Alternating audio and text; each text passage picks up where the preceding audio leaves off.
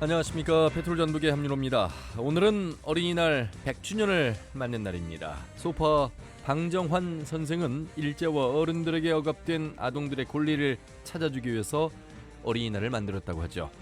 자, 방정환 선생의 호 소파입니다. 소파는 잔물결이라는 뜻이라고 하고요. 타계하기 며칠 전 부인에게 어린이들 가슴에 잔물결을 일으키는 일을 했는데 이것이 갈수록 커져 뒷날에는 큰 물결이 되어서 출렁이길 바라는 마음을 전했다고 합니다. 자, 우리의 삶도 비록 지금은 잔물결일 뿐이지만 후에 큰 물결을 일게 하는 일들이 있겠습니다.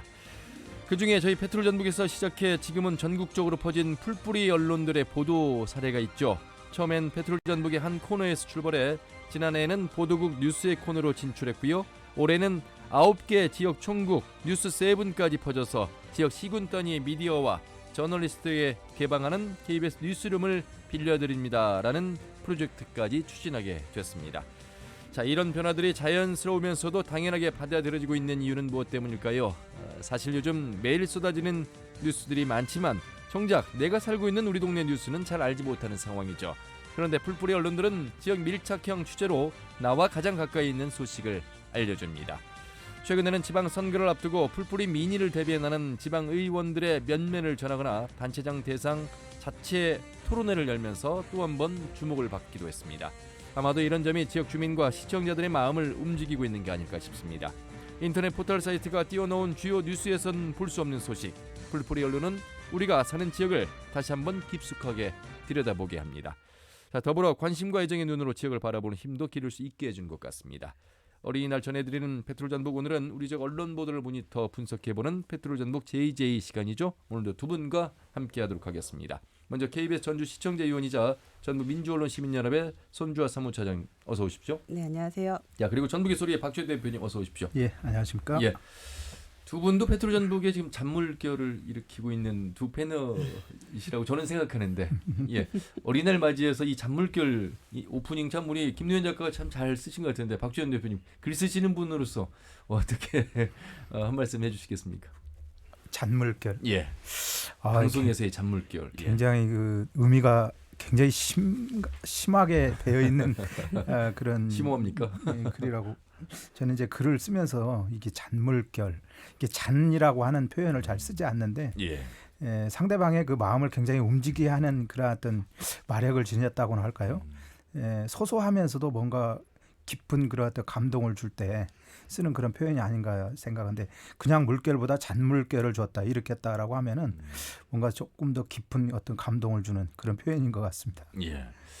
사실 이렇게 조그마한 저수지나 천에서의 물결 보면 잔잔하잖아요. 그렇죠. 그런데 이곳이 이제 가장 넓은 바다, 가장 아래 바다로 내려갔을 때는 이게 이제 파도가 되는데, 그 잔잔함을 알아볼 수 있는 눈, 그리고 기다려줄 수 있는 힘, 이게 아마 소파 방정환 선생께서 말씀하신 내용이었을 거라 보고, 지역 언론에 저희도 페트롤전북 좀 잔잔합니다만 그래도 전북의 파도가 되기를 바라는 마음으로 모니터 분석해보는 이 JJ 시간을 마련했고, 많은 호응을 받고 있으면서 두 분의 기대 속에서 오늘도 진행하겠습니다.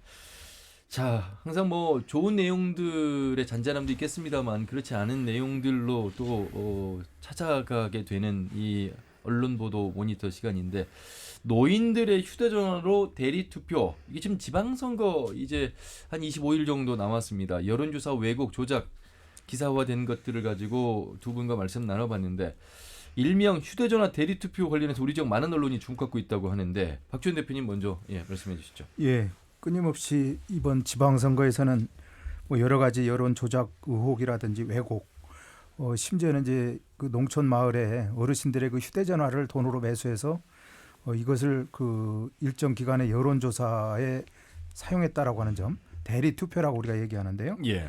결정적으로 좌우할 수 있는 이런 그 수량의 그 휴대폰을 뭐 한 대당 뭐 5만 원씩 5만 원. 이렇게 주고 수거를 해서 사용했다라고 하는 게 이번에 장수, 임실, 순창 지역에서 폭로됐지 않습니까? 그러면서 이제 기존에 우리가 휴대전화 요금 청구서 주소지 이전을 가지고 그렇죠. 여론 조작을 했다라고 하는 의혹이 간간히 이제 보도되고 폭로가 됐었지만은, 이번에 이제 그 장수, 임실, 순창 지역에서 지금 경선 이후에 1위 후보자들이 이러한 방법을 사용했다라고 해서 2위와 여타의 순위 후보자들이 이걸 문제 제기하면서 민주당 중앙당에 재심을 요청을 했어요. 예. 그래서 재심을 청구한 결과 어제죠. 어제 민주당 중앙당에서 지금 장수 지역은 재심 결정이 내려졌어요. 그래서 재선거를 지금 치르게 되는 뭐 이런 상황이고 임실이라든지 순창은 뭐 기각이 됐습니다만은 거기에 따른 또 형평성이 맞지 않다라고 하는 이런 어떤 반발이 나오면서 이번 지방선거는 전북 지역에서 최악의 어떤 여론 조작 선거였다라고 하는 이러한 오명이 예. 선거 이후에도 계속 지속되지 않나라고 하는 이런 따가운 비판이 계속 뭐 일고 있습니다만은 어찌됐건 이러한 그 녹취록이 담긴 것까지 중앙당에 지금 재심 어떤 위원회에 제출됐다라고 하는 거 이것뿐만이 아니라 지금 선거관리위원회라든지 그 경찰에 수사라든지 조사 의뢰를 또 해놓고 있어서 예. 이 파장이 선거 이후에도 지속될 것이다라고 하는 전망이 끊임없이 나오고 있습니다. 예. 야, 참 뭐 경선이 곧 본선이 민주당 상황 속에서 이렇게 예비 후보들 사이에서의 치열한 경쟁 그리고 경쟁 이후에 이제 구체적 방식까지 거론되면서 파장이 커지고 있는 현재 우리 지역의 모습 유권자분들은 어떻게 보실지 모르겠습니다. 손주환 처장님, 네. 이런 때 바로 언론의 역할이 중요한 상황 아니겠습니까? 네네. 이제 앞서서 이제 말씀하셨는데 임실, 순창, 장수 지역에서 일부 후보들이 경선 여론조사 기간 중에 지역 노인을 상대로 해서 대리 투표, 이제 대리 여론조사를 이렇게 진행을 했거든요. 예, 예. 인구수가 인구수가 적은 지역을 좀 중심으로 해서 이런 문제들이 좀 많이 발생을 했는데요. 적은 인원으로 여론조사의 일정 지지율을 움직일 수 있는 이런 부분들이 좀 상당히 많다 보니까 좀 예. 이런 작은 지역에서 특히 왜곡 조작에 좀 취약한 거 아니냐라는 문제 제기가 그렇죠. 좀 이뤄지고 있고요. 예. 실제 지역 주민들을 위해서 단순 의혹 제기만 보도할 게 아니고 실체가 무엇인지 좀 한 걸음 더 들어간 보도가 필요하다라고 얘기들을 많이 하는데 지역민들을 이게 단순히 폭로적이고 이런 사건의 외피만을 다루는 이런 보도들 말고 지역민들을 위해서 이런 문제들이 어떠한 문제를 내포하고 있는지 그렇죠. 정치 문제의 근본적인 문제라든지 지역민의 의식 변화를 이끌 수 있는 이런 보도들은 지역 문제를 오랫동안 고민하고 지역을 고민해왔던 이런 언론사가 기재들의 문제 의식 속에서 나올 수 있는 이런 보도들이 상당히 많이 있거든요. 그래서 현재 지역 구조는 좀 그러지 못한 부분들이 많이 있지만은 지역을 근본적으로 변화시킬 수 있는 한 걸음 더 나아간 보도가 우리 지역에 무엇이 있는지 이런 것들을 좀 같이 고민해야 되지 않을까 싶습니다. 예. 임실 참 지난 민선 1기부터 참 군수들의 무덤이라고 하는 곳 속에서 또 이번에 또 임실에서 이런 휴대전화를 통한 대리 투표 관련된 이 고발이 있었습니다. 어르신들 이제 뭐 경선은 끝이 났습니다만 혹시라도 이 5만 원을 받으신 어르신이 계시거나 그런 분이 계시면 조심스럽긴 합니다만 굉장히 참 말씀드리기 좀 곤란한 상황이겠습니다만 사실을 규명하는 데 도움이 되는 역할을 해주시면 좋겠습니다. 그래서 인구가 적은 지역일수록 왜곡 조작에 취약하다 이런 지적을 손주환 처장님께서 좀 해주셨는데 여론조사를 한번 살펴봐야 되겠습니다. 후보들의 대진표가 어느 정도 확정이 돼서 각 언론마다 후보 간 여론조사를 실시할 텐데 대부분 뭐 저희 KBS도 마찬가지입니다만 여론조사를 자체 하진 않고 업체에 이제 맡기게 되잖아요. 그렇죠? 그렇습니다. 예. 네, 여론조사가 이제 최근에 이제 많이 여론 조작이다라고 하는 의혹, 따가운 비판을 많이 받는 그런 이유가 지금 여론조사 방법을 몰라서 그런 건 아닐진데 지금 여론조사를 어떻게 실시하는가를 주도 면밀하게 아는 이런 어떤 우리가 이제 브로커라고 하는데 지금 우리 전주시장 그 예비 후보가 브로커 실태를 폭로하고 사퇴한 이후에 선거 브로커단의 암약 실태가 지금 여론 조작과 관련돼 있다라고 하는 제보, 폭로 뭐 이러한 것들이 계속 나오지 않습니까? 그래서 그러면 언론사들이 지금 발표하는 여론조사가 과연 공정한가? 여론조사가 어떻게 이루어지는가? 여기에 지금 많은 관심들이 있을 텐데요. 지금 언론들이 여론조사 결과를 발표할 때 보면은 대부분 어떤 정확성이라든지 객관성이라든지 신뢰성에 많은 초점을 가한다라고 나름대로 발표를 하는데 여론조사를 준비하는 데 있어서 과연 공정성이라든지 과학성을 어떻게 해소하는가, 극복하는가 이게 지금 관건이거든요. 그래서 지금 여론조사의 어떤 그 지금 준칙, 지금 가령 중앙선거 여론조사 심의위원회가 있어요.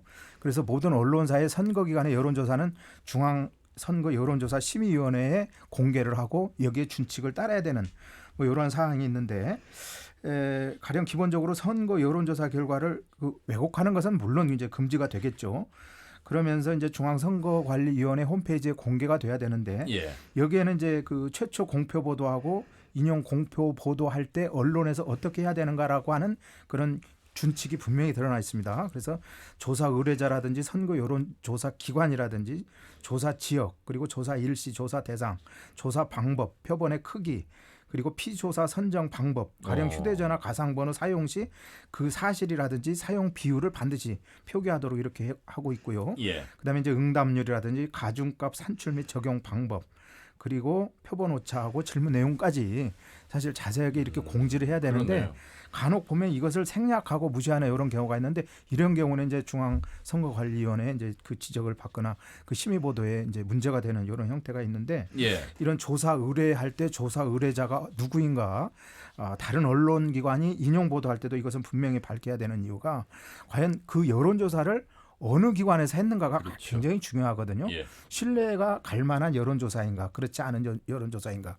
여론조사 기관이 하도 많다 보니까 요즘에는 잘 알려지지 않은 신뢰도가 떨어지는 이런 여론조사 기관들도 상당히 많다라고 하는 지적이 있거든요. 예. 쉽게 말해서 이제 값싼 여론조사 기관이라고 우리가 얘기를 하는데 그래서 한 언론사가 비용이 많으니까 여러 언론사가 공동으로 실시하는 여론조사가 많은 이유가 바로 이제 이런 값싼 여론조사가 아니라 믿을 만한 어떤 신뢰 있는 이제 여론조사 기관을 선정하다 보니까 이제 이런 상황이 있습니다만은 그렇지 않은 경우가 또 간혹 발생하거든요. 예. 이런 것들은 이제 유권자들은 면밀하게 바라볼 필요가 있겠습니다. 예. 여론조사를 하는 것도 중요하지만 조사의 질을 검증하는 그 과정도 중요하다 이런 말씀으로 저희가 이해를 하게 되겠고요. 바로 그런 면에서 본다면 기자협회 보도 준칙에도 바로 이 여론조사 관련된 보도 준칙이 있네요. 손주혜 차장님. 네, 이제 보도 준칙들이 많이 나와 있는데 이제 언론노조나 뭐 기자협회 등 언론 현업단체들이 이제 여론조사와 관련해가지고 이런 기자 준칙들을 좀 만들었었고요. 전북민원련 같은 경우에도 2014년에 여론조사와 관련한 이제 준칙들을 만들었었는데 이제 저희가 만들었던 준칙이 두 가지 종류가 있는데 하나는 여론조사 과정에서 발생할 수 있는 문제들을 다룬 기준 준칙이 있었고요. 예. 여론조사 보도와 관련한 이제 보도를 어떻게 공표할 것인가에 대한 준칙 두 가지를 만들었습니다. 그러니까 보도 과정에서 나타나는 문제들도 많이 있는데 그 대표적인 경우가 뭐 이제 오차 범위 안에서 경합하고 있는 상황인데 누가 1등 1위다. 이런 식으로 보도하는 경우들이 그동안 상당히 많았었거든요. 근데 이런 보도와 관련해가지고 보도에서 지켜야 될 것들을 정한 보도 준칙이 있었고 이제 여론조사 과정에서 발생하는 왜곡들이 상당히 많았었기 때문에 여론조사 과정에서 뭐 어떻게 로케이션을 돌려야 된다든지 후보자들을 어떻게 배치하고 질문을 어떻게 배치하고 뭐 이런 부분들과 관련해서 아까 가중치 부분이나 이런 부분들도 말씀하셨는데 이 조사 과정에서 지켜야 할 여론조사 준칙들을 만들어서 두 가지를 배포했었던 경우들이 있었고요. 많이 기존에 비해서는 이 보도와 관련해서 아까 뭐 오차 범위 안에서 뭐 1위를 했다거나 2위를 했다거나 이런 표현들은 좀 상당히 그래도 과거에 비해서는 많이 좋아진 편입니다. 그 부분은 아까 이제 박 교수님께서 말씀하셨지만은 중앙선거 여론조사 이제 심의위원회의 그런 과정들과 이제 그것들을 제대로 검증받지 못하면 아예 공표 자체가 되지 않는 지금 이 현실이거든요. 그리고 지금 과태료 같은 경우도 그 세부 사항에 따라 가지고 상당히 많은 부분을 과태료를 물고 있고 징역의 이제 수준도 상당히 높아졌기 때문에 보도 자체, 공표 자체에 대해서는 이 기준들을 어느 정도 이제 지키고 있다라고 좀 볼 수가 있는데 그 여론조사를 하는 과정에서의 왜곡과 그 진행하는 그 배경에서의 왜곡을 이제 어떻게 이거를 고쳐나갈 것인지 방지해 나갈 것인지 이 부분은 좀 지역사회에서의 같이 고민이 필요한 상황입니다. 예. 선거 때 이 여론조사 중요합니다. 유권자가 생각하는 여론조사와 후보자가 생각하는 여론조사 또 가치는 또 좀 더 달라 보입니다만 오늘 그 내용은 하지 않도록 하겠습니다. 역시 도민들께서 여론조사 왜곡 등의 유혹에 빠지지 않으셔야 되겠고요. 또 여론조사 보도를 볼 때 조금은 꼼꼼하게 따져보시고 살펴보셔야 되는 것이 대상은 몇 명으로 했는지 응답률 보셔야 되고 또 오차 범위 이런 부분들 한 번 더 세심하게 들여다보셔야 되겠다는 말씀 드리겠습니다. 자, 앞으로도 본선 등록을 하고 나서도 투표 전 선거법에서 정해놓은 기준 속에서 여론조사가 시가 되죠, 그렇죠? 그렇죠. 투표일 예. 6일 전까지 6일 전이니까요. 예, 공표 발표를 할 수 있습니다만 6일 이전이 되면 이제 발표 공표가 금지되기 때문에 예. 그 기한을 엄수를 해야 됩니다. 계속해서 저희 페트롤 전북에서 여론조사 관련해서는 말씀을 전해드리도록 하겠습니다. 이런 가운데 이번엔 민주언론시민연합에서 지방 선거를 앞두고 언론 감시단을 발족했습니다. 네네. 저희가 4월 28일 날에 이제 전국에 있는 민주언론 시민연합이 모여가지고 지방선거와 관련한 모니터 이제 발족, 지방 민언론 감시단이라는 이름으로 해서 발족을 좀 진행을 했고요. 예. 우리 삶을 결정짓는 2022년 지방선거 달라진 선거보도로 풀뿌리 민주주의 완성을이라는 이제 제목으로 해서 발족 선언문도 이제 같이 진행을 했습니다. 전체적으로 좀 선언의 취지를 좀 살펴보면 이제 미디어 환경도 달라지고 뉴스가 이제 넘쳐나는 시대를 살아가고 있지만 정작 지역의 이야기가 언론에 좀처럼 등장하지 않는다는 좀 문제 의식을 좀 드러냈고요. 예. 지역의 주요 정책에 대해서 언론이 보도하지 않으면 솔직히 제대로 알기가 정말 어려운 아직도 현실이잖아요.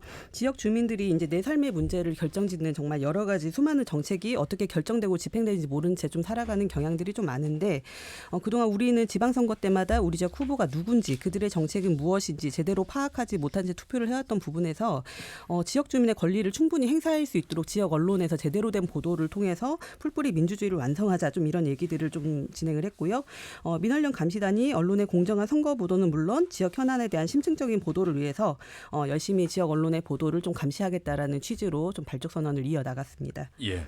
박지원 대표님, 이 민원연의 언론 감시단 활동에 거는 기대 이번만큼 좀 잘 하실 거라 봅니다. 또 잘 해오셨고요. 네, 저도 이제 그 지난달 28일 날 아마 발족한 걸로 알고 있는데요.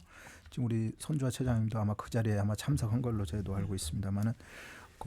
물론 이제 서울 민원연과 함께 전국 민원연이 함께 선거보도 준칙, 지방 선거보도 준칙과 함께 지방 선거보도 감시단을 지금 발족해서 본격 운영에 들어갔다. 지금 그 얘기를 저도 주의 깊게 보고 또 홈페이지에 들어가서 봤는데 상당히 기대가 큽니다. 근데 이제 매번 선거 때마다 우리가 이제 모니터링이라든지 감시단 활동을 많이 하고 있습니다만은 선거 토론회라든지 선거 공약이라든지 지나고 나면 늘 좀 허술하고 미비했지 않냐. 뭐 이런 또 우리 나름대로 했던 지적, 뭐 자성들이 많이 나오는데 뭐 늘 우리가 항상 얘기하는 거지만은 시민들의 협조가 절대적으로 필요한 이번 그 모니터 감시단이 있어야 되는 거 아닌가 뭐 이런 생각이 들고요. 저는 세 가지 관점에서 기대를 하고 있습니다만은 아마 지금 민원연에서도 이 세 가지 관점뿐만 아니라 전체적으로 한 8가지 지금 크게 지금 테마를 설정해서 감시를 하고 있을 텐데 무엇보다 이제 공약 중심의 어떤 선거 여론 언론 보도가 이루어지고 있는가 그리고 공약이 제대로 팩트 체킹화 되고 있는가. 예. 일부 신문들 또는 방송들은 뭐 속보 경쟁에 밀리다 보니까 이제 공약을 그대로 알리는 데 급급하지 그 공약이 현실 가능성이 있는지 과연 타당성이 있는지 이게 또 재탕 삼탕은 아닌지 이런 걸 좀 필터링 해줬으면 좋겠다라고 하는 유권자들이 바람은 많지만 사실 이게 제대로 이루어지지 않고 있는 부분에 대한 따가운 어떤 비판 쓴소리가 별로 없거든요. 그래서 이번에 민원연에서는 이러한 감시에 좀 중점을 아마 둘 것으로 기대를 합니다만 좀 두었으면 좋겠고 최근에 이제 우리 그 여론조사 지금 각 언론들이 물론 이제 뭐 단독으로 해서 하는 여론조사 결과는 요즘 거의 눈에 띄지 않습니다만 간혹 보면은 단독으로 실시해서 보도 발표하는 이런 여론조사 이거 정말 주의 깊게 들여다볼 필요가 있거든요. 여론조사 기관은 또 어디이며 아까 우리 진행자께서도 얘기했습니다만은 선거관리위원회에 공지해야 되는 이러한 내용들이 구체적으로 공시가 됐는지 공표가 됐는지 이러한 내용들도 확인해 볼 필요가 있겠고 예. 그다음에 토론회에서 최근에 보면 이제 허위사실 논란이 많이 나오고 있습니다.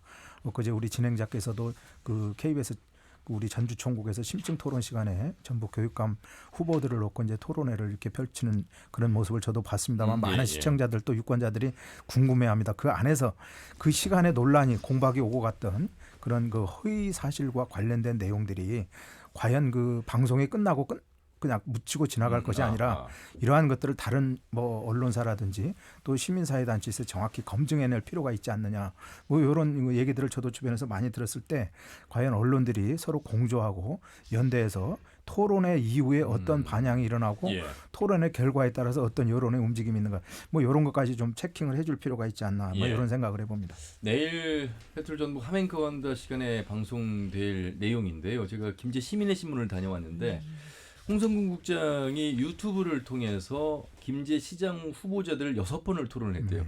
그러니까 사실 저희는 아직 한 번도 인터뷰조차도 못했거든요. 그런 면에서 심층 토론회, 교육감 토론회를 보셨는데 박주현 대표님, 더 많은 토론회가 유일하게 어찌 보면 그러니까 적극적으로 유권자가 정책과 공약 후보자들 면면을 찾아보는 노력 이외에 알 수 있는 기회라는 것은 역시 토론회가 핵심일 텐데, 풀뿌리 언론에서 이렇게 자기 시군 단위 기초단체장 또 광역의원, 기초의원을 살펴봐주는 모습에 사실 뭐 저희 KBS가 메이저의 전북 안에서의 역할을 하고 있지만, 야, 저희가 오히려 도움을 받아야 되는, 그래서 저희가 풀뿌리 언론 다뤘고 그 이후에 KBS 7 뉴스에서 풀뿌리 언론 K가 자리를 잡았고, 이제 전국적으로 지역 총국에서 뉴스를 빌려드립니다, 뉴스룸을 빌려드립니다 이렇게 됐거든요. 이제 다 우리가 살펴볼 수 없는 그런 현실 속에서 굉장히 이제 공조해야 되는 그런 모습 보기 좋지 않습니까? 손준 사장님. 네, 그 각 지역에서, 그러니까 풀뿌리 K 같은 경우에 각 지역에서 존재하고 있는 이제 작은 주간 신문들이 이렇게 여러 가지 정말 좋은 콘텐츠들을 많이 만들고 있잖아요. 예. 그 좋은 콘텐츠를 각 지역에서 이제 그 보도된 것들을 풀뿌리 K라는 이제 뉴스룸을 통해 가지고 보도가 되고, 그 보도에서 조금 더 지역사회에서 조명해야 되거나 이런 그렇죠. 부분들은 같이 협업해 가지고 심층 취재를 한다거나 지역에서 좀 더 그런 것들을 찾아낸다거나 이런 역할들을 같이 할 수가 있거든요. 그래서 이 풀뿌리 K를 통해서 지역 방송사와 지역 신문사, 지역 주간 신문사들의 이런 협업이 결과적으로는 지역 사회를 좀 더 바꾸는 이런 언론 보도 공간이 될 수 있을 것이다, 이렇게 좀 기대가 되고 있습니다. 예. 박주현 대표님도 한 말씀 간단하게 해주시죠.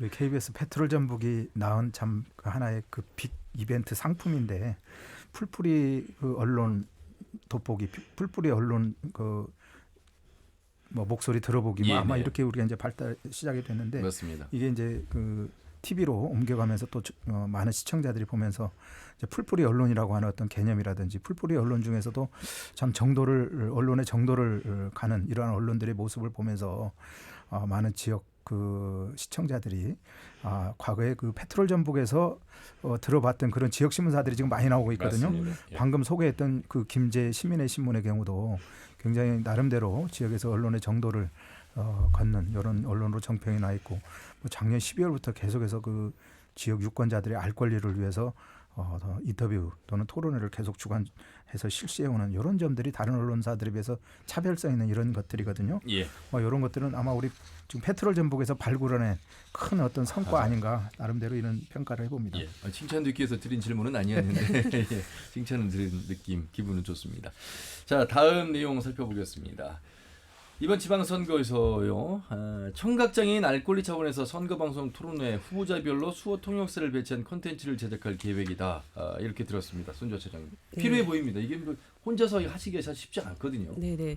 이제 코로나 상황을 이제 겪으면서 이제 많은 지자체장의 브리핑이나 그다음에 뉴스, 이제 저녁 뉴스에서 수어 통역사가 나와서 뉴스를 이제 통역하는 이런 모습들을 좀 많이 볼 수 있었을 그렇죠. 건데요. 저희 지역에서도 9시 뉴스에서 수어 통역사분들이 나와서 이 뉴스를 지금 통역하고 있습니다. 이제 청각장애인의 알 권리를 위해 가지고 이런 부분들이 강화돼야 된다라는 주장들이 상당히 있었는데요. 예. 그동안 방송사 같은 경우는 이제 자막 좀 중심으로 해서 많이 좀 그런 부분들을 배치를 했었는데, 이 자막으로 해서 전달을 하는 게 청각장애인 분들한테는 외국어를 번역하는 것과 비슷하다고 이렇게 말씀을 많이 하시더라고요. 예. 그래서 자막 중심으로 뉴스를 전달을 하기보다는 수어 통역사를 배치를 해서 직접적으로 전달받을 수 있는 이런 것들을 권익 증진을 좀 해달라라는 이제 요구들이 상당히 많았었고요. 예. 이런 부분들이 이제 코로나 같은, 그다음에 산불 같은 이런 재난 상황이 닥쳤을 때 이제 공영방송사에 대해 더 요구할 수밖에 없었던 이런 부분들이 상당히 많았습니다. 예. 근데 그 알 권리라는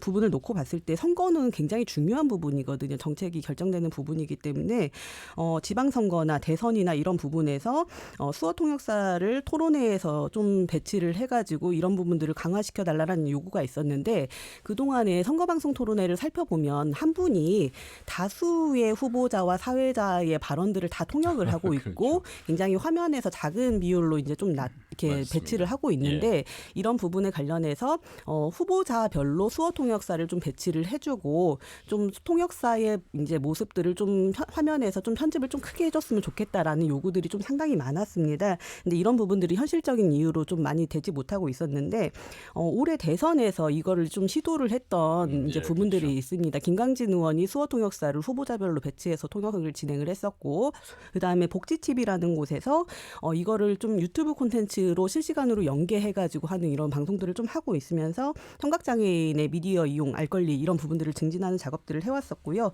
이번에 전라북도에서 전주에서도 민원련과 그 미디어센터 같이 해서 수어통역사 협회와 같이 해가지고 도지사 토론회하고 교육감 토론회를 저희도 이제 유튜브 콘텐츠로 후보자별로 수어통역사분들을 배치해가지고 이런 부분들을 콘텐츠로 제작해서 배포를 할 계획에 있습니다. 자, 장애인 유권자분들이 선거 때 힘들어하는 부분들도 많이 있습니다. 시설적인 측면도 있고 좀 뭐 접근성. 자, 이런 가운데 박지원 대표님, 장애인 이동권 관련 이슈 커지면서 우리 지역에서도 관련 내용이 보도되기도 했는데 그 가운데 본인도 뇌성마비 1급이면서 전주와 서울을 오가며 기사를 쓰는 이영광 기자 인터뷰를 주목을 많은 분들이 하고 있습니다. 참 대단하십니다. 소개 좀 해주세요. 예, 이용광 기자는 아마 우리 프로그램에 출연도 아직 하지 않았나요? 예, 소개는 많이 소개는 해드렸습니다. 저도 소개를 한번 한 기억이 납니다만은 뭐 이영광 기자 하면은 그 언론 시민사회단체에서는 뭐 모르는 사람이 없을 정도로 나름대로 열심히 활동하는 뭐 신체가 뭐 불편한 이런 장애인 뇌성마비 1급 장애인임에도 불구하고 나름대로 열심히 활동하는 뭐 그런 기자인데 어떤 활동을 하기에 그렇게 뭐 우리가 이렇게 얘기를 해야 되는가라고 이제 우리가 뭐 길게 얘기하지 않더라도 얘기하면 전주에서 매일 그 코로나 19가 오기 이전에는 매일 아침에 고속버스를 타고 서울에 가서 서울 여의도라든지 강남에 그 유명한 언론인 또는 정치인들을 대상으로 인터뷰를 두세 건씩 하고 내려옵니다. 이게 이제 거의 하루에 일상화된 그 일과여서 저도 그 활동 내역을 보니까 참 대단합니다. 일주일에 4명에서 5명의 그 인터뷰를 꾸준히 하고 인터뷰가 이제 한 달에 평균 한 25건 정도 되고 그동안에 한 1000여 명의 인터뷰를 했는데 뭐 일반 시민들에서부터 뭐 유명한 정치인, 언론인, 뭐 학자들에 이르기까지 다양하게 이렇게 인터뷰를 해서 오마이뉴스에 지난 3월 23일 현재 1,370여 건의 기사를 오마이뉴스에 기사를 쓴다고 해서 무조건 기사로 채택되지 않습니다. 기사로서의 어떤 형식이라든지 조건을 갖출 때 채택이 되는데 1,370여 건의 기사가 그동안에 인터뷰 기사로만 이렇게 올려졌다라고 하는 거. 뭐 요즘에 이제 전북의 소리에서도 인터뷰 기사가 나가고 있습니다만은 그 몸이 불편함에도 불구하고 이렇게 열심히 취재 활동을 하게 되는 이런 뭐 배경이라든지 여러 가지 동인이 있습니다만은 하여튼 그 신체적인 조건을 극복하고 열심히 이렇게 취재 활동을 하고 있는 이러한 모습이 지난번에 어떤 우리가 장애인의 날에 어떤 모범적인 이런 삶을 사는 이런 행태 아닌가 해서 이제 또 본인이 또 인터뷰를 받기도 하고 했는데요. 어찌됐건 전라북도 지역의 이러한 어떤 그 장애인의 활동상이 다른 장애인들에게도 어떤 표본상이 뭐 되고 있다라고 하는 점에서 주목할 필요가 있겠습니다.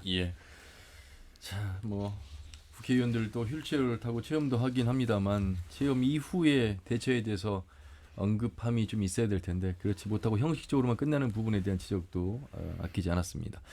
어린이날을 맞아서 어린이들의 인권 관심이 좀 더 높아지기를 바라는 마음이 있으실 것 같습니다.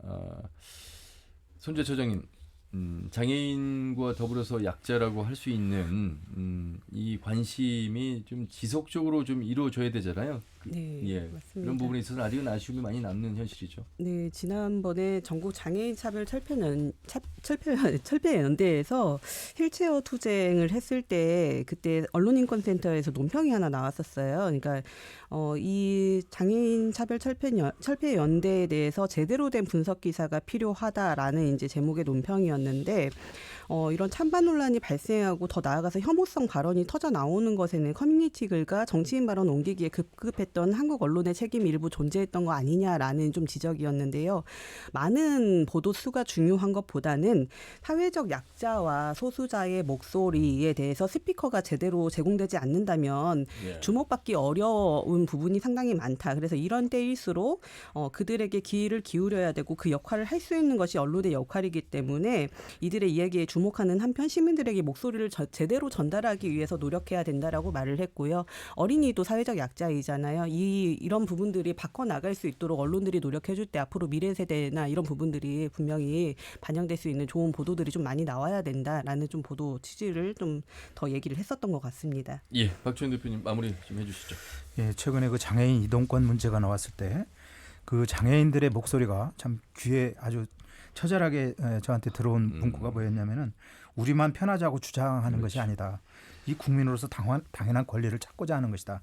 이 정상인들도 입장을 바꿔놓고 역지사지적인 입장에서 보면은 우리의 심장을 이해할 것이다라고 하는 거. 이게 바로 이제 우리 언론인들이 좀 새길 필요가 있지 않나 싶은데요.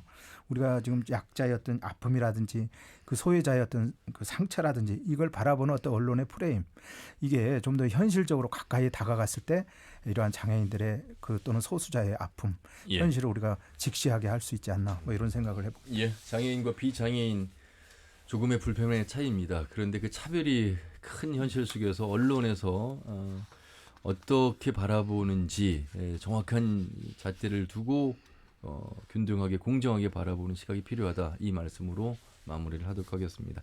두 분의 말씀 오늘도 잘 들었습니다. 고맙습니다. 네, 수고했습니다. 네, 전북의 소리의 박주현 대표 그리고 전북민원연의 손주아 사무처장과 함께했습니다. 페트로 전북 내일은 함행커 간다 현장 소식, 지방선거를 앞두고 유권자들의 목소리를 들어봤습니다. 내일도 많은 청취 바라겠습니다. 함윤호였습니다. 고맙습니다.